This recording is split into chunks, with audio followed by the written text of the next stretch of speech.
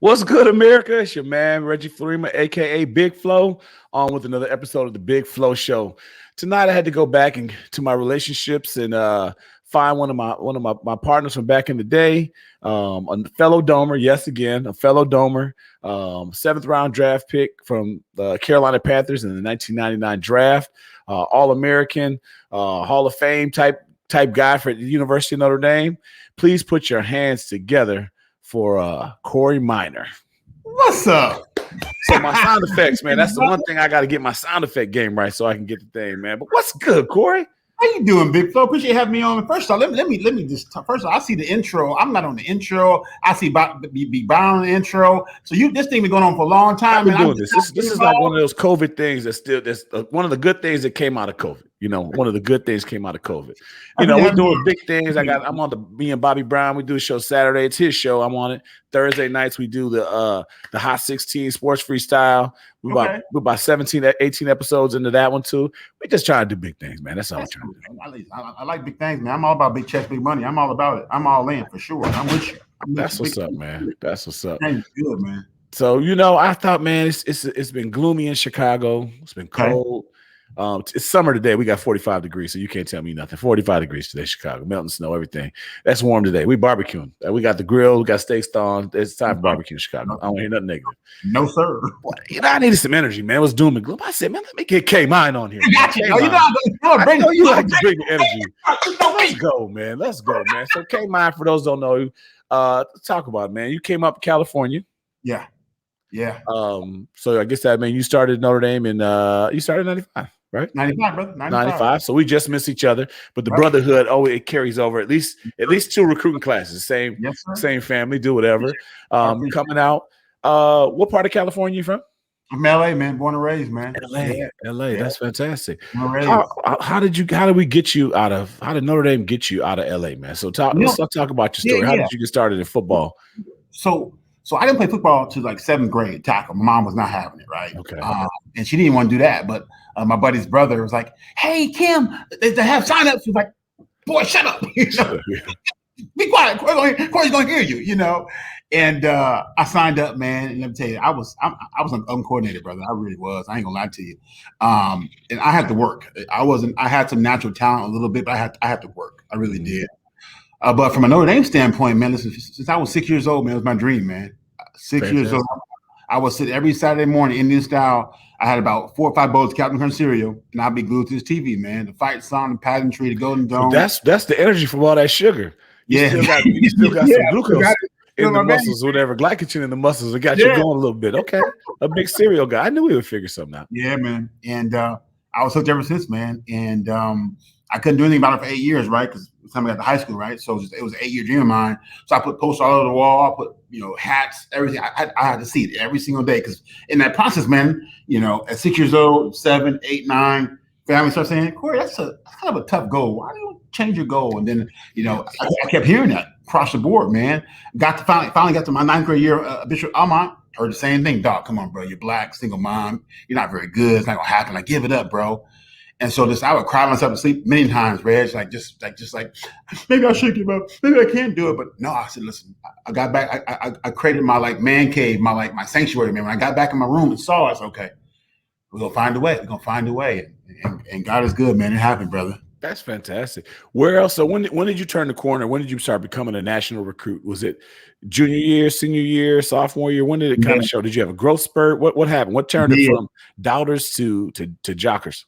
So a couple of things. Number one, I think people just saw my discipline, right? So I went to one party all my 4 years of high school, right? No smoking, no drugs, no nothing, no drinking, and I was just different. So, Reg, when everybody was in at home Saturday morning after Notre Dame game, I went to the track. I went to the gym. I went to the gym on Sundays. I worked at bodybuilders. I had to do things differently, right? I remember after every home game, I was Bishop Mont. So Bishop Mont, when I was playing, we were number 1 in the country. We were big. It's a big powerhouse, right? Yeah. Okay. So after every game, the whole student body players, they would go have pizza after the game. My mom would let me go. What we would do, I go home. She run me a bath water. She put Epsom in the bath water. I get in, close the curtain. She come in and she had a notepad. Right, she had a notepad, Reggie, like just with all the plays I did wrong in the game. I love moms like that. So mom was about it. Yeah. So because she was at first like, come on, Kory, you can't do that. Then I think she saw my belief. Like she saw like he's going to the gym on Sundays. Like he's working out, he's watching film. Like, I had a buddy of mine. Hey, listen, I need you to send me every best pass rusher from like 91 to like XY. So I got Brewski, Simeon Rice. I had, of course, my guy Lawrence Taylor. I'm like, I ain't girls parties. No, I'm like, I'm locked, family, and we just did it, man. She had this notepad. I'm telling you, bro. She had like off the ball too slow, play one. Missed tackle, play two. We had it boom, boom, boom, boom, boom, boom, boom, boom, boom. So people say, but how'd you and grow and just like leap people? That's how I leaped everybody. Because my mistakes, I practiced them the next day of practice. Yeah, for sure. Yeah. Now, when the recruiting game started, who else was coming after you? And did they have a chance? Did you at least open minded, or you were just laser focused? I was laser focused, man. There was really no plan B. I like UCLA. I like Terry Donahue. He was at the time. But nobody else, man. I mean, I was recruited by everybody but Penn State, and so no Penn State and no Florida. Other than that, I was recruited across the board. But Notre Dame was my spot, man. Did you even take any visits, or you just? Yeah, I took 4. I went to Arizona. They were gangbanging, bro. I couldn't do it. I left that for a reason. You know? Yeah, right. I was at Arizona first. Then I went to UW. I love UW. But I'm not a big fan of the rain, man, up there in Washington. And then, my mom was on a visit. He might have to redshirt, but redshirt if he can play. Why can't he play? Why just assume that's redshirt right away? So my mom didn't really like that. Plus, the academics weren't the best at the time either. Then I went to USC, and I just went there because they were the first school to ever recruit me. I really had listen, I come from the area. I do not want to go back to the area, right? Mm-hmm. And then Notre Dame, man. Notre Dame was my worst trip, bro. Really? It was awful. Who's your host? Cliff Stroud. Cliff was. Okay. I knew we kicked it. I didn't know it was Ronaldo or Cliff. Okay. But what's funny, here's what's funny though, Reg, is that do you know Bob Kamel? Huh? You know Bob Kamel? Very well. Still to this day. Yeah, same here. So Bob, here's what they did. They knew I'm from California, right? And I was supposed to go in December. We were still playing, so I went in January. It was January 22nd. It was freezing. It was snowing. It was awful, Red. Awful, bro. They parked the van up to the airport door. They didn't want you to taste it. They got curtains around the door, so you could just come right in. I came right into from the airport into the van. So get to the Jack for dinner. They parked the van right up against the door. Right. Did your mom come on your visit? She did. I think I remember that. I remember you from that. Yeah, I remember your mom being on the visit. She did. And then, but here's what's funny. That night, it was me, Ronaldo, Cliff Stroud, I think Sean Wood. And Sean Wood, his car broke down. So we had to change the tire at like 2-degree weather, snowing. Now I'm outside but at that time, the guy was so cool. It was like, I didn't even think about it. It was like, it was real cool dudes. You know what I'm saying? You look real strong. Come out here, get this Jack. Can you hold this? Get this lug nut real quick. It was a great time, man. Great time. That's fantastic. So you come out to Notre Dame, you commit. Yeah. Did you start as a freshman? I did, man. First time I ever knew Holtz. Yeah. So you start, you get to play through. Yeah. Then you lose Holtz with your junior year. Yeah. After my sophomore year, man, it was rough. Bro. Sophomore year, yeah. So he came out there. You had Bob Davies. We won't talk too bad about him on the show, but we might. We might talk about Bob Davie on the show. So I got 1 year Bob Davie D coordinator, but that's not what we're doing on our show. We're not gonna do that. But so you get Bob Davie, you finish out, you stayed for 4, you get your degree, draft day. Talk to me about that. Were you said you were a 7th round pick. Were you projected to go higher than that? Did you think you were? Was it a disappointment day? Talk to me about that experience. We're gonna be real right now. Gonna be real on your show. We're gonna be real. So we can cuss. We just don't drop the N word. That's all. No. So do you remember Big Stu? You know Big Stu. Stu. He was a special team coach at Notre Dame. Big dude, bald head. He wasn't there when I was there. We had Bruce Armstrong, the guy that just was at Tampa. The guy that's Armstrong. He was our special team guy. Him and then Coach Wessel too. Okay, so when I got to Notre Dame, Big Stu was he was leaving out then. All right, when I got there. So he was at 49ers when I got 49ers. I drafted by 49ers in '99. He pulled me aside. My bad. You got drafted by the Niners? I thought you got drafted by the Panthers. Yeah, that's all good. It's all good. Pulled me aside. Listen, I got something to tell you. You're not going to like it, but I'm going to tell you anyway.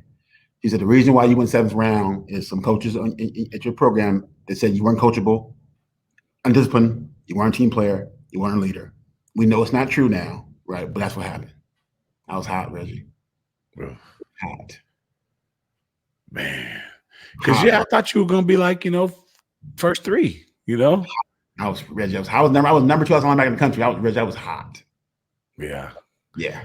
You aren't the only one. David got some other people. He got hurt. BT like that too. Yeah. So yeah. That's unfortunate, man. But it's that's the side of the story that we tell. On this show, we try to talk about the recruiting process. We try to talk about, we got NFL guys like yourself come on here. Got some, Hall of Fame guys we've had on here, do whatever. But there's an ugly side to the sport too. There's an ugly side too. You got to realize it.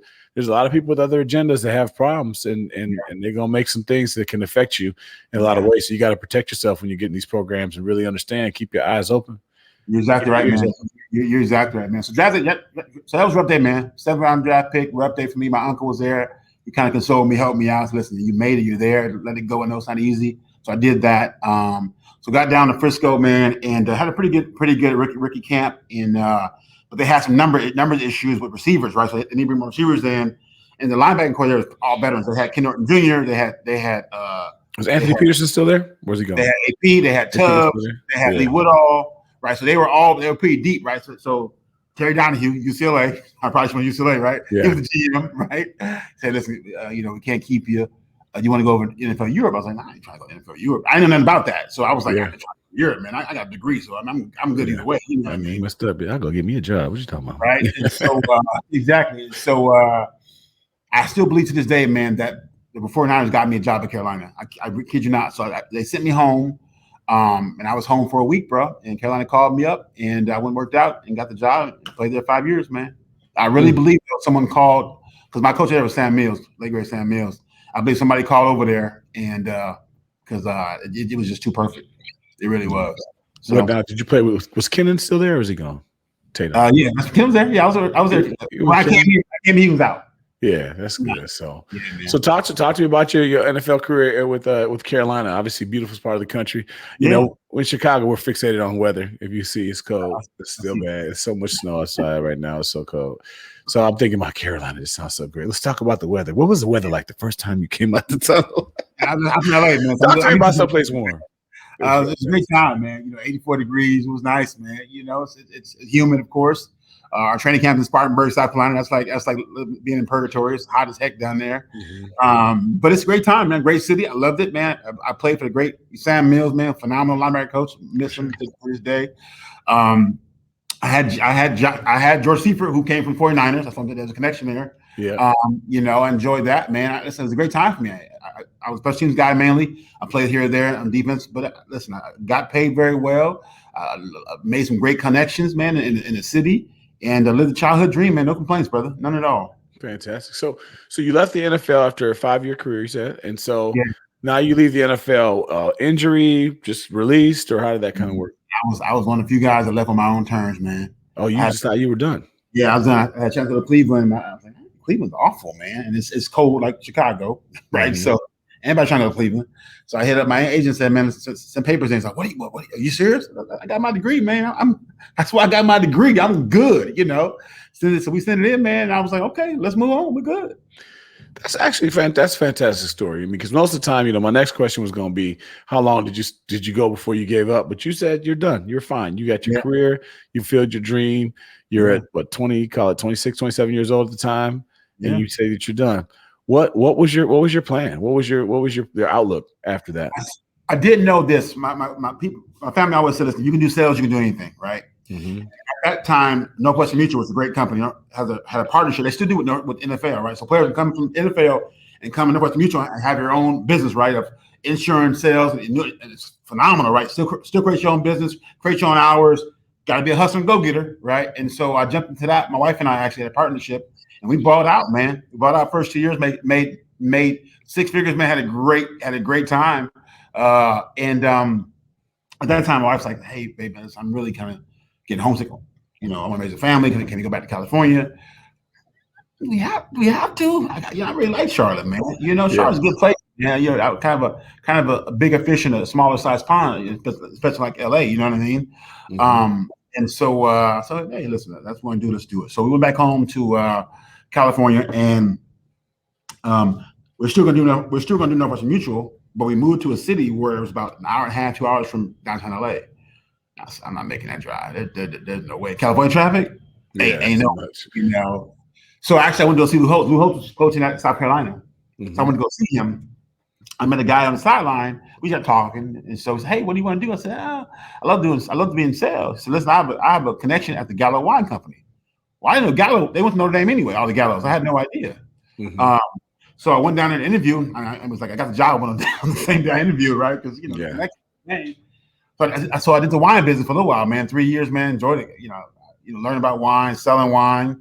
And then the entrepreneur bug hit me, man. I said, man, I need to create generational wealth, man. Because single mom, not much money. I saw my mom struggle. I knew I had to create generational wealth, man. I knew that was my ticket, man. And so I started going to these different franchise meetings, from 7-Eleven to Quiznos to Exxon. I mean, you name it, I went to it, and I chose Domino's Pizza.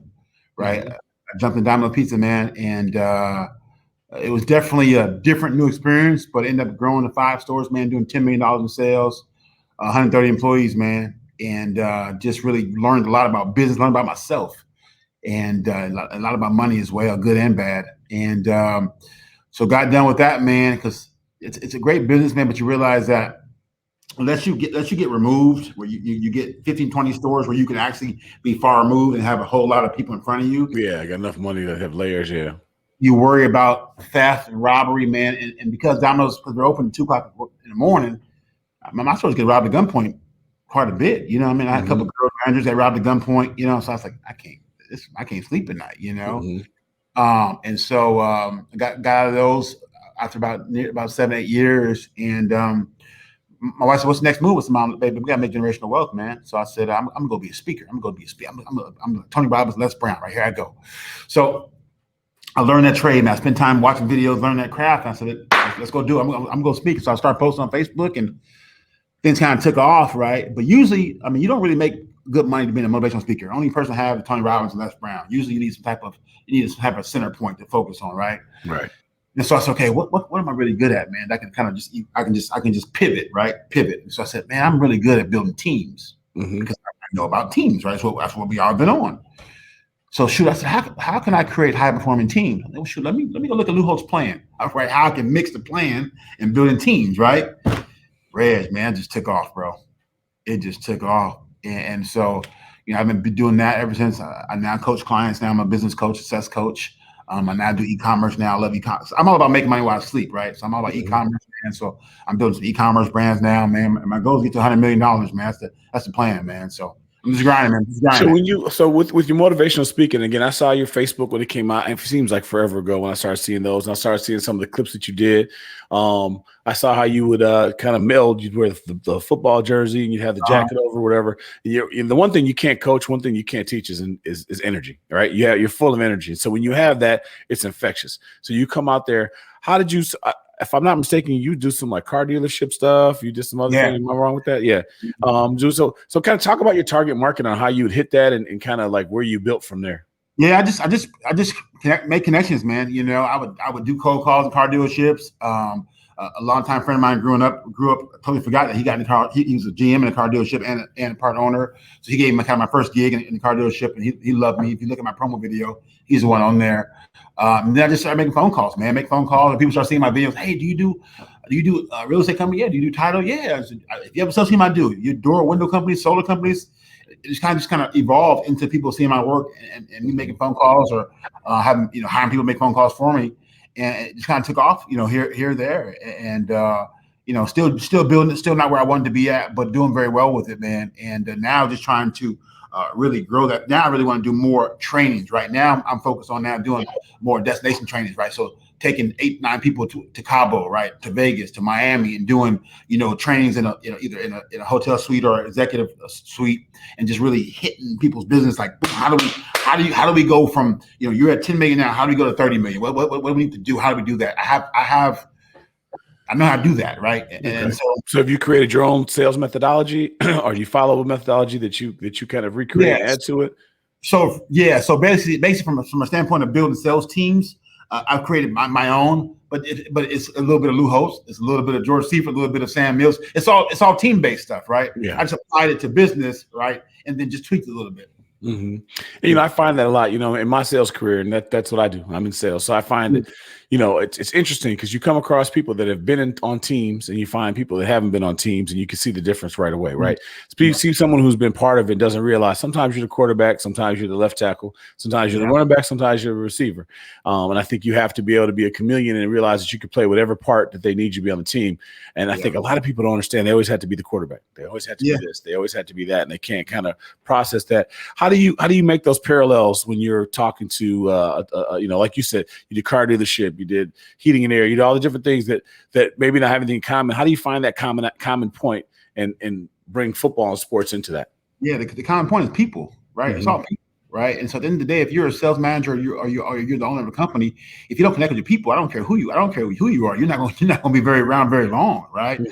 So at the end of the day, it's all about people. And then you say, okay, listen, what do companies miss? Number one, it's what's the blueprint, right? So I know this: if I'm building a football team, and we're gonna have about, it's gonna be 70. Let's say 70-30, right? 70% pass, 30% run. But at 30% run, I like that 70% pass. I'll send my son to come play for you. But go ahead.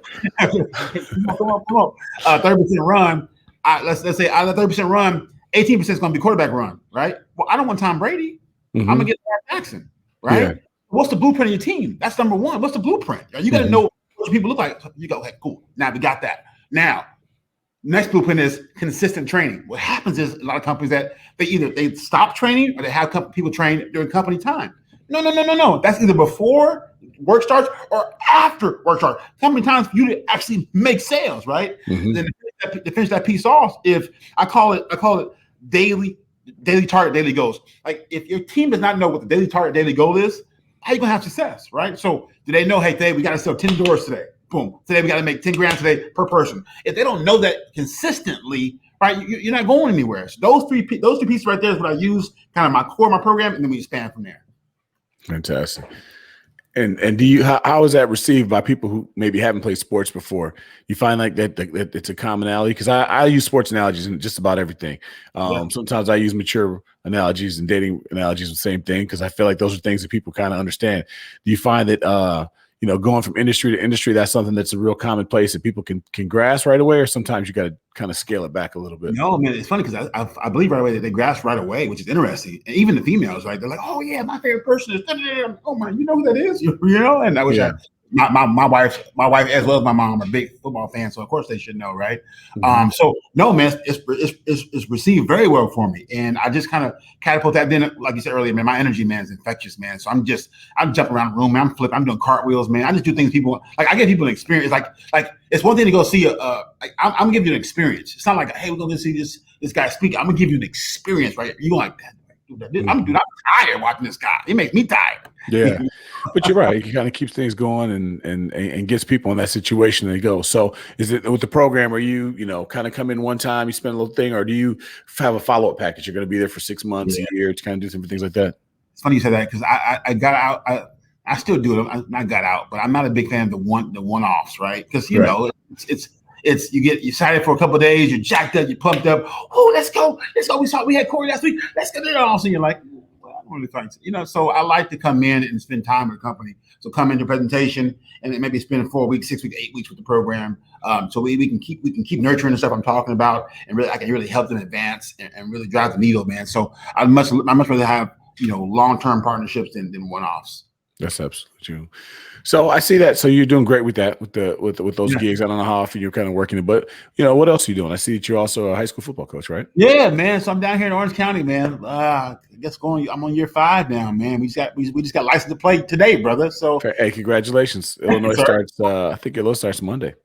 Yeah. So it's it'll be probably 3 or 4 or 5 game season, and we call it a day. But at least the kids do something, man. They earned it. They deserve it, man. Get some film for the juniors with aspirations. Yeah, give them something. Everybody else is playing. They're out there doing it. Exactly so right. how do you bring it all together? How do you bring that motivational speaking into your football approach? Are you the rah-rah coach, or do you wear a different hat when it comes to football? No, I'm rah-rah, man. Listen, I'm a guy who believes that you hire your coaches for a reason, right? So I hire my coordinator, hire my OD coordinator, and everybody else for a reason. So then I'm the rah-rah guy. I'm the spirit guy. I'm the focus guy. I don't do any of the X and O stuff for the most part, right? Unless I have to, right? I let those guys do that and let me do what I do best. And what I do best is motivating and inspiring young men. That's what I do best. It's fantastic. So, Yeah. if you look back at your college career, how do you feel? Did you feel, you were NFL player, you're an entrepreneur in multiple different disciplines. Now you're starting your own business from scratch. So you went from the can business, which would be working for what did you say? Is American? No, it was American Family. It was No, Northwestern Mutual. Northwestern Mutual. Sorry. And then you go to Domino's and do whatever. What do you think in college? Do you feel like college prepared you for that, or do you feel like that's something that you kind of just had with you all the time? I don't feel like high school nor college prepared me for entrepreneurship by any means, right? I think what the cool thing about college is making connections. That's really what college is all about, in my opinion. I learned everything on books, seminars, coaching, masterminds, right? It was self-taught by people who were ahead of me, and I went to go learn and listen, right? So no, I totally understand and know that college is a great place. It's not for everybody, but in my opinion, it's really for making connections. You're gonna learn all the life skills you need to learn outside of it anyway. So you're hitting a topic that people who talk to me every day probably thinking, oh my God, we're going down the right line. So we could be here all day. But what do you think colleges could do better for the athletes that would prepare them for life after football? Number one, I think I would say probably the biggest thing is just the networking standpoint, right? Giving athletes a platform to a lot of the alumni who are successful from the school, was more internships that turn into actual real jobs. Having those alumni come back and speak and talk to us, right? Having workshops for finance workshops, HR workshops, relationship workshops. Right, because when you talk about domestic violence, right, that's important, right? So, having those people come back and connect and share. I think also, bridging the gap with if I'm an athlete who's majoring in accounting, right, and I don't feel like I don't feel like I'm equipped for accounting, right, even though that's my major, right, the internships I talked about earlier, the internships, the job part. That to me, I know it's being done now, but it wasn't as big when we were in college like it is today. Didn't have it at all. Yeah. And that to me is really important. I think that having real life work, right, having real life experience to me is huge. I think the biggest thing, man, is learn how to the mindset, right? Listen, because life's about when you get knocked down, how you get back up. Because we don't get knocked down a lot in life, right? And that's why athletes, right, to me, for the most part, have not easier. I don't want to say easier, but they can transition better for the most part because we've been on the ground a lot. Yeah, we've gone through a lot of disappointment, a lot of mental challenges. Orlando Pace rolled me up a few times. You know what I'm saying? So I've been on the ground a lot, boss. And so I think we have a big advantage in that. But I think where we lack at though, we lack it. I think in being open, right? Because we're so we gotta be tough. So we lack being open. We lack. We lack sometimes the care for our girlfriend or our wife. Sometimes we sometimes because we're used to being, even though we're on team sport, it's still a little bit of individuality because you're trying to showcase yourself. Sometimes we forget about that when we get into a marriage and a family. Like it's not about you anymore, right? It's about everybody, right? So there's so many ways I think the school can help these athletes too, beyond the football field, right? Just called life skills. Now, why do you think the colleges don't get that and why they don't do it? Because to me, when I left college, and I'm not here to bash colleges, we all were blessed that played football and got a chance to fulfill our dream and opportunity. We all were blessed that they got to play school, whatever level it was, for free. There's no complaints about that portion. But when you think about, my thoughts are, and I'll give you mine. Usually I wait till you give. I'm gonna give you mine. I want to hear your thoughts. You get to these schools, right? You're very relevant, right? Everyone wants to know who Kory Minor is, right? This guy came out of California. He's an All-American. I'd love to meet him, right? Business people would love to meet him. I do. We have Notre Dame Club in Chicago, whatever. I try to bring the guys out from Chicago and a couple other places, bring them back out to our fundraisers. My thing is, hey, get some autographs, take a picture, but give these guys a business card, offer to be a mentor. It's not rocket science, right? Why do you think these colleges don't really invest in that? Because at the end of the day, we all want graduation rate is a nice number. Everyone wants to see a graduation rate. But if you graduate with a degree, you don't know what the hell to do with it, which, let's be honest, when you came out, someone say, hey, Kory Minor, you're going to Notre Dame. What do you want to be when you grow up? And you're like, I don't know. So you're going to say, you heard of something. So you just throw it out there. Finance, engineering. You don't know. You have no clue. No one's ever told you. No one ever asked you. If your grades were good, no one gave a damn about what you're doing. But it'd be so easy to do the development portion you're talking about. People would be dying to come out there and do it. Why don't you think the colleges do it more? I think selfishly, it's because they don't get paid for that, right? And you and I both know that if your quarterback isn't very good, a head coach is going to lose his job, Yeah. right? So they're going to focus on what matters, right? What brings in the revenue, brings in the ducats is that.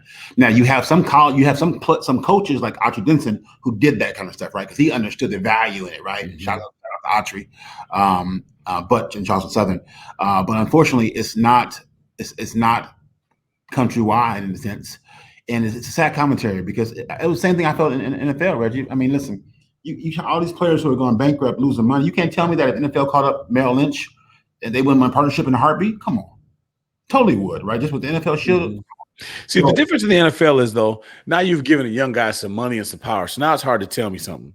Sure. But we're thirsty in college. We're thirsty. We go to school. Everyone says the right thing, right? Some guys just go, let's be honest, some of these guys go to college because they just want to go to the NFL, and that's all that they're trying to go do.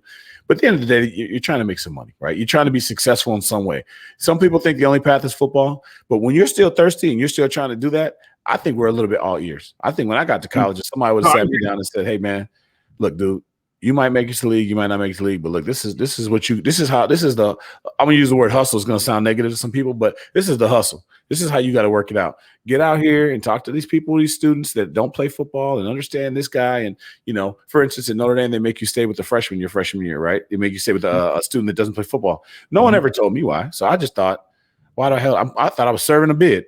I got to spend this whole year with this kid. I don't want to talk to any of these dudes and do whatever. Nobody said, make friends with him, man, because his dad might know somebody, or he might go off and know somebody and turn out to be somebody else. No one told me that, so I didn't care.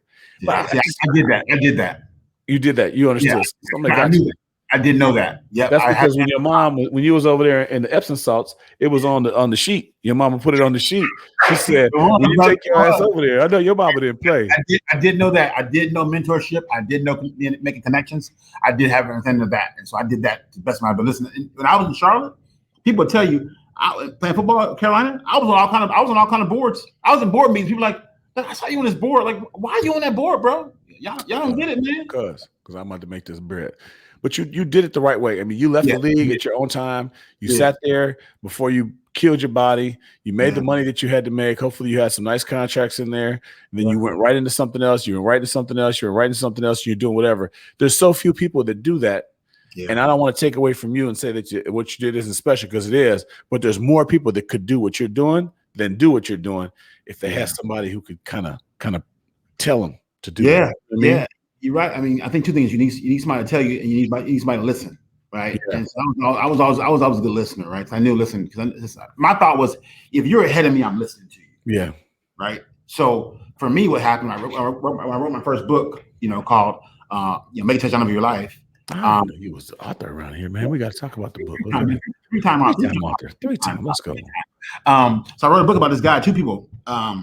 Name was Dr. Paul Newsom. She was a Black optometrist, single mom, but she had 98 rental properties and all are rented. On top of her being an optometrist, and I was like, "Oh, wait a minute! I want to talk to you more." Then I met Bruce. Bruce is a white guy. Bruce would buy and sell insurance companies for $30-40 million. I was like, "Yeah." So they want to talk football. I want to talk business. So it was perfect, right? Good trade off because you were relevant. You made those conversations while you were relevant. Not to say people get irrelevant, but you were relevant. They wanted to talk to you. Keep going. People don't realize that, right? I tell people all the time, listen, when you're in sports, your name will never be as high when you figure it out. So that's why I got on those boards. That's why I didn't really want to leave Charlotte. I knew Magic Johnson's famous for that. Magic Johnson would be like, we're doing this, and I'll meet with you, I'll golf with you, but you got to teach me to hustle. You got to teach me the game. You got to do whatever, because the game isn't that difficult if you really understand. If you really think about it, things are basic in this world when you break it down. But it's the secret sauce that no one wants to tell you, that little tricky part, or where to go get it. So you look, I've worked at a lot of jobs in my career, and I think about it, and I always thought, like, could I replicate this company that I'm working for? And then I think to myself, I could, but I don't know this piece or this piece or that piece. But there's nobody who wants to teach me that piece, because that's not what they're trying to do. They want me to go do my job, and they keep the people, it's like the drug game, that this person doesn't know where this person's coming from, and there's only one person knows it all, and they get you right. But it's not like you went out there and while you were relevant, which is doing it. So that takes me to my next thing. So now we're seeing a change in college football. The landscape is different. The power is switching, right? Now, in some ways, it's going to be, like every change, is going to be some good and bad. So now kids can transfer. You know, I wish they had the grad transfer when I was in school. I thought that was a great opportunity to empower. But every year there's more and more power to the people, right? But now name, image, and likeness. So now these guys can go and figure out how to get paid off themselves. Notre Dame just announced today they're not going to do the new NCAA football. They're not going to do it unless the kids can get paid off of it and do whatever. You know, they're pulling out of that. A little pressure, but hands off to Notre Dame because they're putting a little pressure out there now. I don't know the whole story, so I could have said a little bit wrong, but that's the story I believe is that they said they're not going to do this football because they want to make sure this likeness is coming in. We're not going to just do this exploitation of the kids. Yeah. But again, name, image, and likeness. Now you're talking business when you're 18 years old, when you're 19 years old, when you're going to find out your worth while you're young and you're worth something. Someone's going to come to you and start negotiating. I think that's going to be a beautiful thing for long-term prosperity with these kids. What do you think? You're right. Listen, there's two guys I follow right now, and they both just got back. They both just took trips on private jets. I follow them on YouTube, on Instagram. I think they're probably in their mid-30s. They're getting it. These two brothers, man. One does credit, and one does I think a few different things, man. And I don't follow many people because I'm doing my own thing, but I watch what they do because they do. Follow the Big Flo Show, but go ahead. Yeah, I digress. That's gonna deal. I digress. I'm a follow now. But at the end of the day, the information is there. You gotta go want to find it. You gotta go want to get it. Like you can actually go on Google and get anything you need on YouTube. It's all there. It's all there. Plus, because how long you want to spend time on it to get it done. Mm-hmm. Some people they won't do it. They won't do it, Reggie. That's the problem. So they always say, I don't even heard a story. They say, well, if you don't want a black person to know about it, put it in the book, right? Yeah. Right? You're not gonna read, right? Well, I read, man, because I want to find out. But see, here's why I'm different, Rich. I don't read a book. Like, this is a good book right here. This is a really good book right here. I enjoyed it. No shout out. It's a good book. I don't read the book for the whole cover though. I read the book I just want one nugget. So I might turn Reggie to the chapter and read like a sentence. Oh, I'm good. I don't need no more. That's all I needed. I taste it. You just want to taste it. You just want. Yeah, I'm just trying to make everything. Like, I'm trying to multiply, not add. You see what I'm saying? So I'm trying to make advances in my business and my life by having nuggets and strategies. So I don't need the whole book. Give me 4 different things in that book, or 2 or 3. Let me go to the next move. You see what I'm saying? So yeah. At the end of the day, if you want information, it's there. I just don't want to go get it. Yeah, you want to go get it. And so I do believe there's some accountability there. And going back to my, I guess you say criticism of the colleges, you got to go get it, right? Yeah. But I will say that it's in the grand, because what's in it for me, what's in it for the college? What's in it for the college is if you make your players, graduation rate is great, right? Yeah. A lot of dudes graduate from a great school and they go on and do things that aren't great. They got a great degree. It's a great piece of paper. Yeah. They look on the wall. They can say, I went here, whatever. But so what? Right? If I gave you a rough diamond right now, pulled it out the ground, gave it to you, you think it's a rock. You mess it, you might want to throw it into a field and keep walking. Something like that, man, it was a diamond in there. I didn't know. You didn't tell me that. So if you go in one of these great universities and people don't tell you how to use it, this isn't a school that you could have got into on your own where you kind of fit into the natural thing. Your parents kind of get you there, whatever. You're kind of we're visitors, right? We get into these great schools and nobody's teaching you how to freak that degree, but someone has to tell you what to do with the Notre Dame degree, what to do with the Harvard or Northwestern degree. If you go to these great schools, someone's got to teach you how to do it, but it's not hard to teach you how to do it when you're relevant. So right. When you do it. So you found a great job with that, man. So talk to me a little bit about these books, man. I don't want to hold you all night, man, but God, every time I think we're starting to get to the end, you become more interesting. And so I want to know, talk to me about these books. What are your books about? My first book, all about motivation, inspiration. So it's called Make a Touchdown of Your Life, the 24 Keys to Cross the Goal Line of Success. Yeah. Inspiration, motivation, man. 24 keys, how to win in life, man. Things that I've gone through, ups and downs. And so I put that out there, and then I wrote a sales book basically and I compared sales to football in every chapter. And it's at the end of the day, it's for salespeople, it's for sales managers, owners. And then I wrote a book for kids, not kids, for colleges, speaking colleges, like a book for just like college kids would buy, just so I can have more speaking games in the college world, man. Just I've always been a guy who just I don't wait, man. Let's go get it done. Like I don't just. What are you waiting for? Because people want to make, it's not perfect. That's why you keep jumping off sides. Right? Yeah. It's on one. It's always on one with you. I'm ready to go. I'm trying to get that jump on you, man. I'm trying to go, man. Most people always try to, it's not perfect yet. That's your problem. You're waiting till it's perfect. Just put it out there and you can tweak it along the way. Gary Vee says that all the time. I love Gary Vee saying that. Like, at the end of the day, just put it out there. You can tweak it along the way. Just put it out there and go. Just go full speed, baby. Let's Just go. go full speed, and you'll take some bumps and losses. But isn't it better to take bumps and losses while you're actually in motion and not waiting? And so. They say if you jump off sides, jump off full speed, hit that dude in the mouth. Don't jump off sides and stand straight up. You know what I mean? That's it. You're in a rush to do nothing. You don't want to be doing that. You want to anyway, right? Take advantage of it. Yeah, fantastic. Do that stuff. So family life, man. I know you married a girl from high school that you didn't know in high school.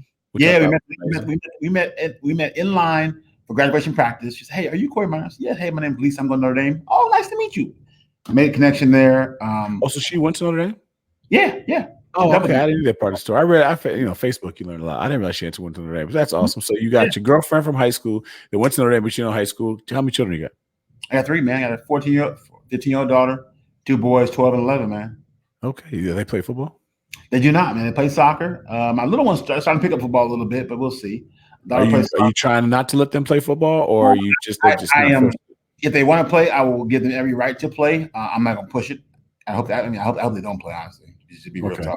Yeah, I mean, I'm still all jacked up. So you're all right, man. You too sharp. You still sharp. Hey, look, here's what I say about you messed up. All right, I'm 48 years old. I'm north of 300 pounds. Thank you, man. I cheat a little bit, but we'll talk about that later. I'm 48 years old. I'm north of 300 pounds. I still can work out. I still put some cardio in. I can still do some stuff. I'm still out there shoveling snow, whatever. I've had some setbacks and some things I had to go get the doctors to fix. But you know what? I'm making it. I got so many friends that are my age that didn't play football, that are bald, back is jacked, knees back, hip replaced, all kind of stuff that didn't play football. So you say you messed up, but you would have been balled up anyway. You messed up, but the reason why you could persevere is because you play football. I train kids every Sunday. I train about 10 kids on Sundays. Defensive end linebacker training. It's fun, man. I enjoy it, man. It's good stuff. You should get with Bert with the train station. I see Bert doing this thing, man. Listen, I got a belief. I believe in this. I have my assets by liabilities. Let me say that again for you people, your listeners. Have your assets by liabilities, not your earned income. Okay. You need to explain that a little bit more because I'm even a little bit.